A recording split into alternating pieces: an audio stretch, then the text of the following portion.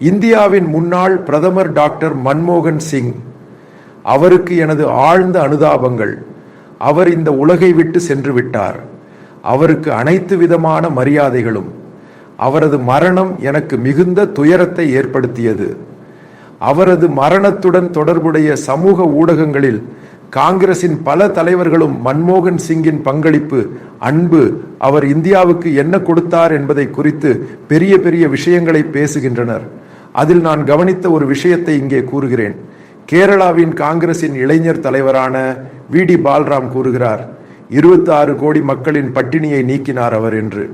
உண்மைதான். இப்போது நாம் இந்த மன்மோகன் சிங் யார் என்பதை பார்ப்போம். இதற்காக நான் மேற்கோள் காட்டுவது இன்றைய காங்கிரசின் மூத்த தலைவரான ஜெயராம் ரமேஷை. அவர் எய்சி வேலைக்குழு உறுப்பினர். நரசிம்மராவின் முதல் அமைச்சரவையில் அவர் பிரதமர் அலுவலகத்தில் முக்கிய பதவியில் இருந்தார். அவர் எழுதிய ஒரு அழகான புத்தகம் உள்ளது, தி பிரிங்க் அண்ட் தி பேக், அதாவது விபத்து விளிம்பில் என்று கூறலாம். அந்த புத்தகம் அப்போது மிகுந்த விவாதத்திற்கு உள்ளானது. மன்மோகன் சிங் நரசிம்மராவின் அமைச்சரவையில் 1992 நிதி அமைச்சராக பொறுப்பேற்றுக் கொண்ட போது ஏற்பட்ட பிரச்சனைகளை பற்றியது. ஏனெனில் 1991 யூனியன் பட்ஜெட் இந்தியாவின் அதுவரையிலான பொருளாதார முறைகளை மாற்றியது என்று கூறி, அந்த காலகட்டத்தில் காங்கிரஸ் கட்சிக்குள் இருந்த பிரச்சனை என்னவென்று நீங்கள் அறிய விரும்புகிறீர்களா? நான் இங்கே ஒரு பாஜக தலைவரின் புத்தகத்தை அல்ல, ஒரு காங்கிரஸ் தலைவரின் புத்தகத்தை பற்றி பேசுகிறேன். அவர் இன்றும் காங்கிரஸ் கட்சியில் மிகவும் செயல்படுகிறார். இந்த புத்தகத்திற்கு மலையாளத்தில் மொழிபெயர்ப்பு உள்ளதா என எனக்கு தெரியவில்லை. நீங்கள் முடிந்தால் இந்த புத்தகத்தை எடுத்து படிக்க வேண்டும். பின்னர் நான் மேற்கோள் காட்டுவது மலையாளியான பி.சி. அலெக்சாண்டரை. அவர் இந்தியாவின் பல பிரதமர்களுடன் முக்கிய பதவிகளில் பணியாற்றிய மலையாளிய சிவில் சர்வீஸ் அதிகாரி. அவரது புத்தகத்தையும் நான் மேற்கோள் காட்டுகிறேன். பின்னர் மணிசங்கர் ஐயரின் புத்தகத்தை மேற்கோள் காட்டுகிறேன். காங்கிரசின் பல தலைவர்களின் புத்தகங்களை மேற்கோள் காட்டுகிறேன். அதை அடிப்படையாக கொண்டு நான் இந்த வீடியோவில் விஷயங்களை பேச விரும்புகிறேன். சில சமயம் கேரளாவின் காங்கிரஸ் தலைவர்களுக்கு இந்த விஷயங்கள் செரிக்காமல் இருக்கலாம். ஆனால் உங்கள் தலைவர்கள் நரசிம்மராவை பற்றியும் மன்மோகன் சிங்கை பற்றியும் என்ன கூறுகிறார்கள் என்பதை பார்ப்போம். அதாவது டெல்லி பவர் காரிடாரில் சுமார் 28-29 ஆண்டுகள் ஒரு பத்திரிகையாளராக பணியாற்றிய எனக்கு தெரிந்த சில உண்மைகள் உள்ளன. 1991 மன்மோகன் சிங் இந்தியாவின் நிதி அமைச்சராக பொறுப்பேற்றார். நான் 1996 டெல்லிக்கு சென்றேன். ஒரு இளைய பத்திரிகையாளராக நான் சென்றபோது இதனுடன் தொடர்புடைய பல சூடான விவாதங்களும் நடந்து கொண்டிருந்தன. இதில் பல சம்பவங்களை நான் நேரடியாக கண்டிருக்கலாம் அல்லது பலருடன் பேசியிருக்கலாம். அதாவது சில சம்பவங்களை பற்றி பேசுவதற்கான காரணம் முதலில் கூறியது, நரசிம்மராவ் இந்தியாவின் பிரதமராக இருந்தபோது அவர் பதவியில் இருந்து விலகிய பிறகு வழக்குகள் அனைத்தும் டெல்லியில் வசிக்கும் போது காங்கிரசின் எந்த தலைவரும் அவரை சந்திக்கவில்லை. அவருக்கு விருந்தினர்கள் கூட இல்லை. அங்கு யாரேனும் சென்றால் கண்காணிக்கும் நிலைக்கு விஷயங்கள் சென்றன. ஏனெனில் விருப்பத்திற்கேற்றவாறு ஊழல் வழக்குகள் அனைத்தும் அவரது தலைக்கு மேலே இருந்தன. அப்போது அவரது மகனின் ஒரு நெருங்கிய உறவினர் அவர் என்னை நரசிம்மராவின் வீட்டிற்கு அழைத்துச் சென்று அறிமுகப்படுத்தினார். நாங்கள் 10 அல்லது 12 முறை நேரடியாக சந்தித்து பேசினோம். ஏனெனில் அவரை சந்திக்க யாரும் வரவில்லை. அப்போதுதான் நரசிம்மராவ் என்ற மனிதர் யார் என்பதையும் அவர் இந்தியாவுக்கு செய்த பங்களிப்பு என்ன என்பதையும் புரிந்து கொண்டேன். இந்த வீடியோவை தொடங்குவதற்கு முன்பு ஒரு விஷயத்தை சொல்கிறேன். இந்தியா கண்ட மிகச்சிறந்த பிரதமர் என்று கூறுவது நீண்ட நோக்கு அறிஞர், அதாவது இந்தியாவின் உள்ளும் புறமும் படித்த ஒரு பார்வையாளராக இருந்தார் நரசிம்மராவ். அதே போல அவருக்கு பிறகு இந்தியாவுக்கு ஒரு பிரதமர் இல்லை. முதலாவது பி.வி. நரசிம்மராவின் பங்களிப்பு, முக்கியமான புள்ளி டாக்டர் மன்மோகன் சிங், இரண்டாவது புள்ளி பி.சி. அலெக்சாண்டர். நீங்கள் பி.சி. அலெக்சாண்டரின் புத்தகத்தை எடுத்து படித்தால் அது ஏன் என்று புரிந்து கொள்வீர்கள். பி.சி. அலெக்சாண்டரின் வாழ்க்கை வரலாற்றில் அது கூறப்பட்டுள்ளது. அதாவது இந்தியாவின் பொருளாதாரம் மிக மோசமான முறையில் சரிவை நோக்கி செல்லும் போது நரசிம்மராவ் இந்தியாவின் பிரதமராகிறார். மற்ற பல மலையாளிகள் அறிந்த விஷயம், சந்திரசேகர் பிரதமராக இருந்தபோது இங்கு எண்ணெய் வாங்க பணம் இல்லை.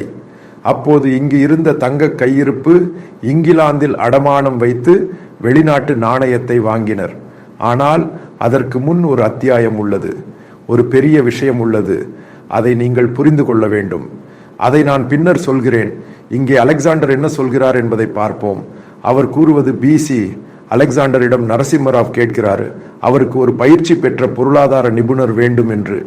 இந்தியாவின் நிதி அமைச்சராக அவர் அப்போது பார்க்கும் 2 பரிந்துரைகள் உள்ளன. பிசி அலெக்சாண்டர் அவருக்கு கொடுத்ததில் ஒன்று ஐஜி பட்டேல். அவர் முன்பு இந்தியாவின் ரிசர்வ் வங்கியின் ஆளுநராக இருந்தார். இரண்டாவது தேர்வு மன்மோகன் சிங். ஐஜி பட்டேல் என்ற அந்த மனிதர் ஒரு உலக புகழ்பெற்ற பொருளாதார நிபுணர், டெல்லி பள்ளி ஆஃப் எகனாமிக்ஸின் தலைவர், பின்னர் அமெரிக்காவில் பொருளாதார நிபுணர், மூத்த ஆசிரியராக இருந்தார். அவர் இதை நிராகரித்தார். காரணமாக கூறியது, நரசிம்மராவின் அரசாங்கம் ஒரு முக்கிய முடிவை எடுக்க முடியாது என்பதே. அதற்கான காரணம் சிறுபான்மை அரசு என்பதும். அதாவது பெரிய கொள்கையை கொண்டு வர இந்த கட்சிக்குள்ளும் இந்த கட்சியின் தலைவர்களும் அரசாங்கத்தை ஆதரிப்பவர்களும் ஒப்புக்கொள்ள மாட்டார்கள். அதனால் அவர் இந்த ஆஃபரை நிராகரித்தார். பிசி அலெக்சாண்டர் இரண்டாவது கூறுவது, மன்மோகன் சிங்கை அணுகிய போது அவர் முதலில் இதை ஏற்க தயாரில்லை. பின்னர் நரசிம்மராவுடன் தொலைபேசியில் பேசினார். ஏனெனில் அப்போது டாக்டர் சிங் இந்தியாவில் இல்லை, அவர் அமெரிக்காவில் இருந்தார். அவருடன் பேசிய பிறகே அவர் இந்த ஆஃபரை ஏற்க தயாரானார். ஒரு விஷயத்தை முதலில் புரிந்து கொள்ளுங்கள். மன்மோகன் சிங்கை கண்டுபிடித்து கொண்டு வந்தது காங்கிரஸ் கட்சி அல்ல. மன்மோகன் சிங்கை கொண்டு வந்தது நரசிம்மராவ் என்று கூறிய மனிதர். அப்போது காங்கிரஸ் கட்சியின் வேலை குழுவும் காங்கிரசின் மூத்த தலைவர்களும் புரிந்து கொள்ள வேண்டிய விஷயம், சோனியா காந்தியும் ராஜீவ் காந்தியின் மரணத்திற்கு பிறகு, அதாவது ஸ்ரீபெரும்புதூர் விஷயத்திற்கு பிறகு முழுமையாக அரசியலில் இருந்து விலகி இருந்தனர். அப்படியே பிவி நரசிம்மராவ் தற்செயலாக இந்தியாவின் பிரதமராக ஆனார். நான் முன்பு கூறியது போல இந்தியாவின் பொருளாதார சரிவு, அப்போதுதான் அவர் இந்தியாவின் பிரதமராக ஆனார். இப்போது எத்தனை மலையாளிகள் இந்த விஷயத்தை அறிந்திருக்கிறார்கள் என எனக்கு தெரியவில்லை. இந்தியாவும் ரஷ்யாவும், அதாவது பழைய சோவியத் யூனியனும் ஒரு ஒப்பந்தம் கொண்டிருந்தன. இது ஒரு தூதரக ஒப்பந்தத்தை விட மேலானது. சுமார் 50களிலும் 60களிலும் 70களிலும் 80களிலும் சுமார் 30-40 ஆண்டுகள் இந்தியாவிற்கு கச்சா எண்ணெய் வழங்கியது ரஷ்யா. இது மத்திய கிழக்கு அல்ல. ரஷ்யா இந்தியாவிற்கு கச்சா எண்ணெய் வழங்கிய போது அது பழைய சோவியத் யூனியன். அப்போது ஒரு பரஸ்பர ஒப்பந்தம் இருந்தது. ரஷ்யாவும் இந்தியாவும் 100% ரூபாய், ரூபிள் மாற்றக்கூடியது என்று. அதாவது இந்திய நாணயத்தில் கச்சா எண்ணெய் ரஷ்யாவில் இருந்து இந்தியா வாங்கியது. இது ஒன்று. இரண்டாவது ஒப்பந்தம், ஏன் அதை மலிவு எண்ணெய் என்று கூறுகிறார்கள் என்பதற்கான காரணம். அதாவது ரஷ்யா இந்த கச்சா எண்ணெயை இந்தியாவிற்கு மிக குறைந்த விலையில் கொடுத்தது.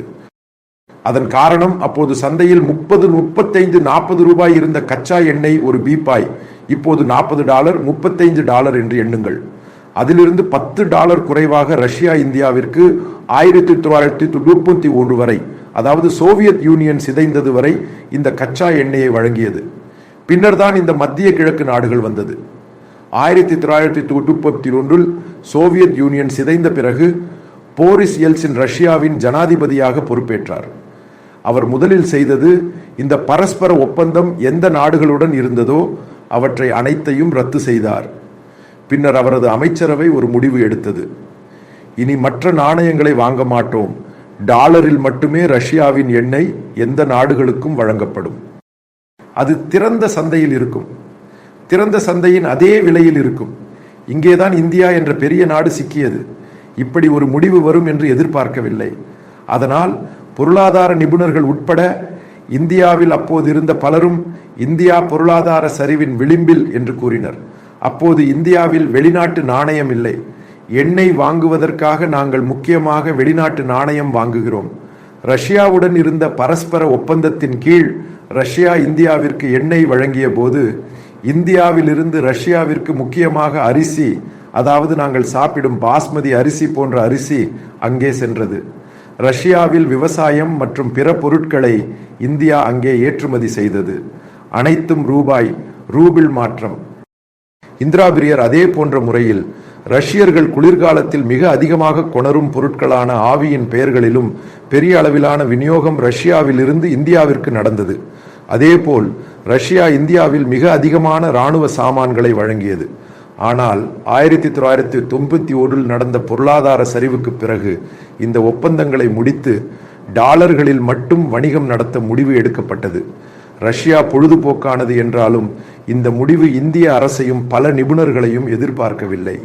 இந்த முடிவால் இந்தியா மிக மோசமான பொருளாதார நிலைக்கு தள்ளப்பட்டது. நமக்கு வெளிநாட்டு நாணயம் இல்லை. இதனால் நாங்கள் ரஷ்யாவில் இருந்து எண்ணெய் வாங்க முடியவில்லை. மேலும் ரஷ்யாவில் இருந்து வாங்கும் வரவில் கொடுக்கும் பொருட்கள் மிகவும் குறைவான விலையில் இருந்தன. இந்தியாவில் இருந்து மத்திய கிழக்கு நாடுகளின் எண்ணெய் வாங்குவதை நம்பியிருந்தோம். நீங்கள் பல அரசியல் மற்றும் பொருளாதார நிபுணர்கள் கூறியதை கேட்டிருப்பீர்கள். மலையாள தொழிலாளர்கள் அனுப்பும் பணம் இந்தியாவிற்கு உதவியது என்று. அதன் பிறகு நாங்கள் மத்திய கிழக்கு நாடுகளின் எண்ணெய் வாங்கி கொண்டிருந்தோம். ஆனால் அது போதுமானதாக இருந்தது. அதற்கு பின்பு நரசிம்மராவ் மன்மோகன் சிங்கிடம் சொல்லியது பொருளாதார சீர்திருத்தங்களை கொண்டு வர வேண்டும் என்று. அவர் மிகவும் திறமையான பொருளாதார நிபுணர். இந்தியாவின் ஐடி தேர்வாணைய தலைவராக இருந்தார். அவரது பெரும் பங்களிப்பு காரணமாக இந்தியாவின் ஐடி உலக அளவிலான தரத்தில் உயர்ந்தது. 1991-92 யூனியன் பட்ஜெட்டில் 3 முக்கிய சீர்திருத்த கொள்கைகள் உள்ளன. லிபரலைசேஷன், தனியார் மயமாக்கல், உலகளாவிய மயமாக்கல். இந்த மாற்றங்கள் மூலம் இந்தியாவில் மார்க்கெட் திறந்து தனியார் முதலீட்டை ஊக்குவித்து தேசிய மார்க்கெட்டில் முந்தையவை உள்ளடக்கியவை ஆகியவை முக்கியமானவை. 160 மில்லியன் மக்கள் பட்டினியை நீக்குவதற்கான முக்கிய காரணமாக திகழ்ந்தது. 1991 பட்ஜெட்டுக்கு பிறகு குரூட் எண்ணெய் வாங்குவதற்காக நமக்கு வெளிநாட்டு நாணயம் இல்லை. இதனால் பாணக முடியாத நிலைக்கு சென்றோம். நாங்கள் இதனை இந்தியாவில் உள்ள பல பப்ளிக் செக்டர் நிறுவனங்களையும் தனியார் மயமாக்கி செயல்படுத்தினோம். இதனால் இந்தியா ஒரு உலகளாவிய பொருளாதார அதிகாரமாக மாறியது. இந்திய சந்தையை திறக்க வேண்டும் என்ற பல நாடுகளின் விருப்பம் நிறைவேற்றப்பட்டது. இதிலிருந்து 260 மில்லியன் மக்கள் பட்டினியை நீக்கியதற்கான முக்கிய காரணம் மன்மோகன் சிங் என்பவர். 1991 பட்ஜெட் மூலம் பல முக்கியமான தீர்மானங்கள் எடுக்கப்பட்டன.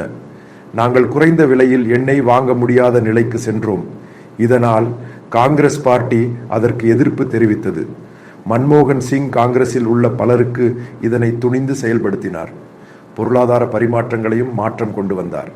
இதன் மூலம் இந்தியா ஒரு வளரும் பொருளாதார அதிகாரமாக மாறியது. அதனால் காங்கிரசின் பல தலைவர்கள் எதிர்ப்பு தெரிவித்தனர். இதனால் பொருளாதார சீர்திருத்தங்களை கொண்டு வந்தது. காங்கிரஸில் பல உத்தியோகஸ்தர்கள், நிர்வாக அதிகாரிகள் இவற்றிற்கு எதிராக இருந்தனர்.